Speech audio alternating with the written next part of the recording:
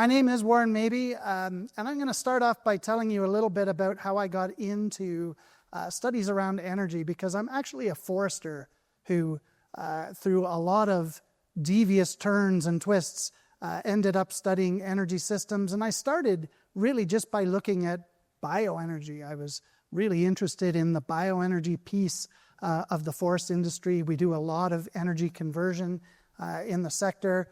I did branch out. I did a lot of work on renewables. I continue to work on renewables. But I very quickly realized that to understand energy, particularly in Canada, you have to understand the whole system. You've got to look at oil and gas. You've got to look at nuclear. You've got to understand coal. And you've got to understand the new technologies, hydrogen and new technologies that may reshape the landscape yet again. And one of the things that I want you to take away from this incredibly chaotic image that's behind me is that the energy sector is chaotic. It's not linear anymore. There isn't a single solution and a single technology that we use. It's very complex.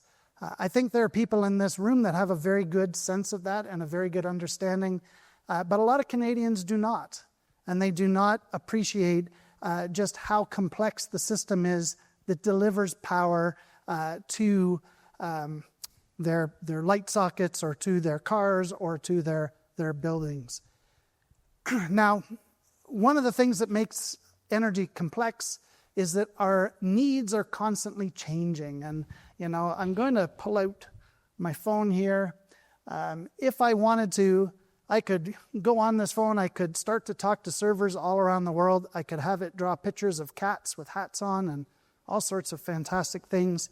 The emergence of AI over the last 5 years has been one of the latest and maybe one of the most dramatic reshapings of the energy landscape. As an example, right now we're predicting that the additional electricity demand that is going to come with AI development just over the next 5 years to 2030 is going to be something equivalent to another Sweden.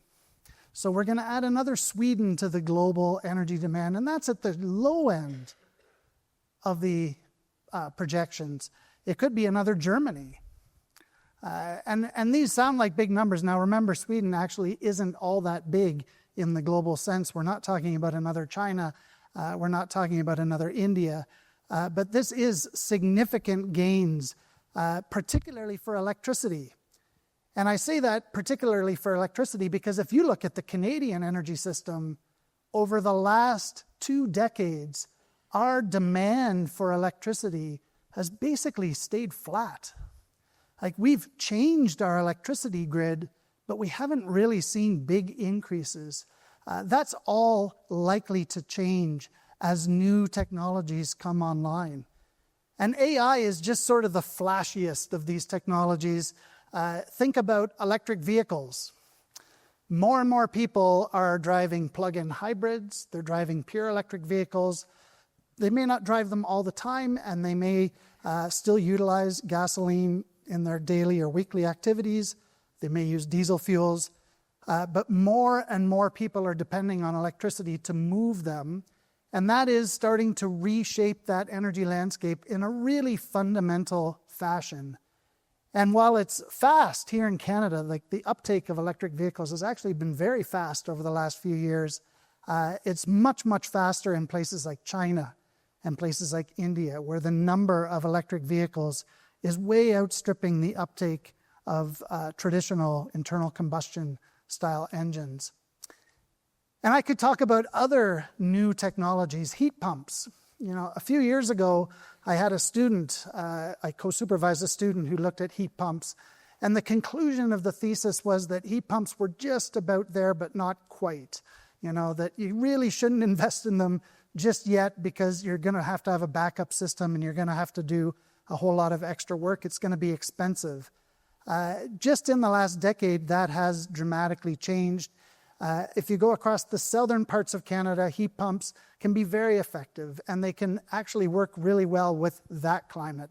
Now, I'm not talking about the far north. I'm not talking about some of the conditions that Canadians do experience. but we're seeing technologies change, and it's going to change energy demand in a really fundamental way. So these are things that we think about in our lab, is how do these different demands for energy translate into changes in the energy system? But of course, technology isn't the only thing that can change an energy system. There are disruptive forces out there in the world. And whether you love or hate this particular disruptive force, and there is no real correct answer, he is having a big impact on the energy landscape and on the whole commercial landscape. He is working to change the trajectory of energy use in the United States, and that will have effects on Canada. I just talked about electric vehicles. Well, there's a lot of talk about moving backwards on that curve underneath President Trump's executive orders and the way that he is reinvesting government funds. There is going to be a lot of uncertainty. There's going to be a lot of unpredictability in the energy system that we're looking at. And this is particularly bad for Canada, as we know, because energy exports to the United States has been one of the backbones of our economy for decades. And Alberta, of course, has led the way on that. In Alberta and across Canada, oil production over the last 2 decades has doubled. And most of that doubling has gone into additional exports, not into additional domestic use, but additional exports. And most of that is going into the United States. I say to my students that really, when we look at the North American energy system, we're looking at a single system.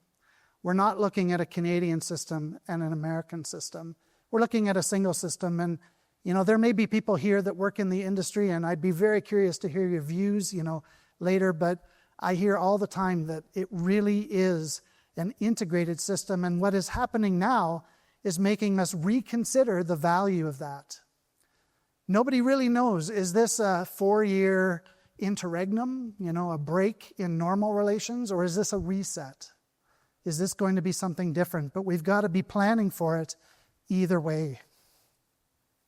Now, I said additional oil production hasn't really gone into Canadian use. The use of oil in Canada hasn't really gone up all that much. But what has gone up dramatically in the last 2 decades is natural gas. And I don't think a lot of Canadians appreciate just how critical natural gas has become to our overall energy supply. We've gone from about 30% of our total energy supply being natural gas 20 years ago to 40% today. That's a bigger gain than any other thing that we're looking at. Bigger than renewables, bigger than oil, certainly bigger than coal, because a lot of that natural gas has displaced coal. This has been the driver behind a lot of the transformation that we've actually seen in the sector to date. And like I say, it is something that's happened, I don't want to say invisibly, because I'm sure there's people in this room that are well aware of this, but I don't think it's on the radar for a lot of Canadians. And it has happened without a lot of policy guidance.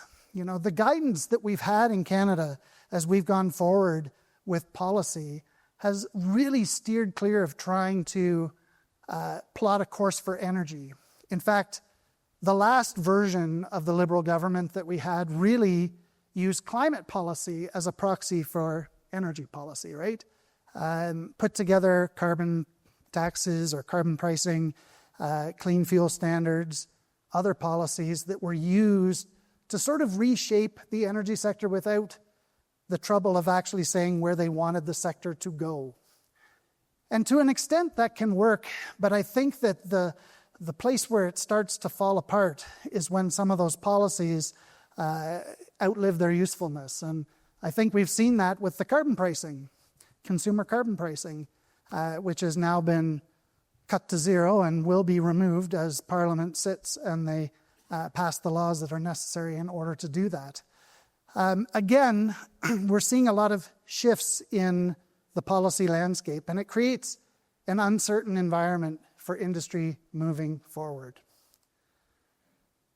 So how do we move forward? And this is the critical question for us right now. We are at a time when a lot of people are seeing new opportunities for oil. Maybe we can get a new pipeline. Maybe we can build new infrastructure. One thing that both Mr. Polyev and Mr. Carney said during the election run was that we should put time and effort into building an east-west energy corridor. And I love that, not just because I wrote it in an op-ed back in 2008, but because it makes so much sense for Canada to think about connecting the dots. So much of our energy infrastructure is oriented north-south. And it made a lot of sense when the United States was a good faith partner and when we could rely on the United States whenever we needed to. Right now we can't, and looking at that east-west corridor does make sense. We need to have these conversations. And so bringing it back around, one of the things that I think we can do well at Queen's is to convene the parties, bring the people together that need to be talking about these issues. Because it is critical that we develop a strategy going forward.